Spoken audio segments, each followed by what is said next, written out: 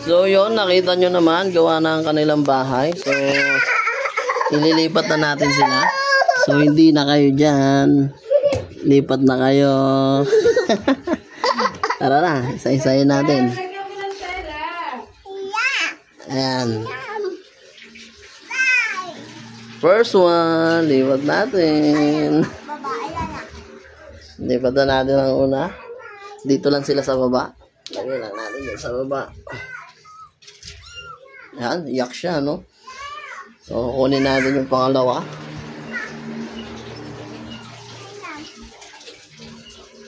Let's go! Tulog-tulog ka pa yun dyan. Ginawa niyong bahay ang aking sapatusan. Ang ating pangalawa. Alright. Ayaw matapang.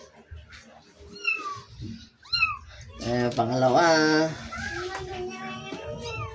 Ayan ang nanay nila nag-aalala. Nag-aalala. Diyan ka na. Yan, sama mo sila dyan. Ngayon, kukunin natin yung pangatlo. Bakit? Bakit wag maingay? Bakit? Pawisan ka na, oh. Pawisan ka na, oh. Ah, natutulog. Tutulog. Pero kukunin na natin yan. Kukunin natin.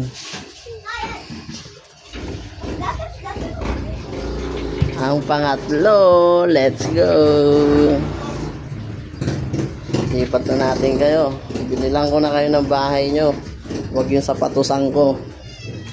Okay. Pasok ka na sa bahay mo. Yan.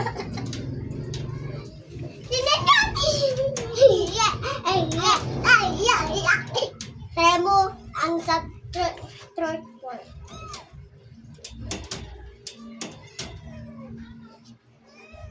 Alright. Okay, nakalipat na sila. So, paniguradong maninibago pa yung mga yan. Ayan sila. Ayan, oh. Naninibago pa si Mokang. Akala niya kinukulong na siya. Para lang yan sa mga anak mo. Ayan, oh. Akyat ka dito, Mokang. Sasanay ka din dyan. Mokang, akyat ka dito. Titas.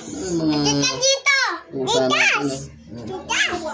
Miming, akyat ka dito. Titas. So, yun. Ang ingay na nila. So, kapag kailangan mo yan, ganito, kulungan ng pusa, bahay. So, nandiyan dyan lang yan sa baba. Huwag mo kalimutan. So, hanggang dito na lang to. Bahala ka na dyan. So, i-drop mo na yan.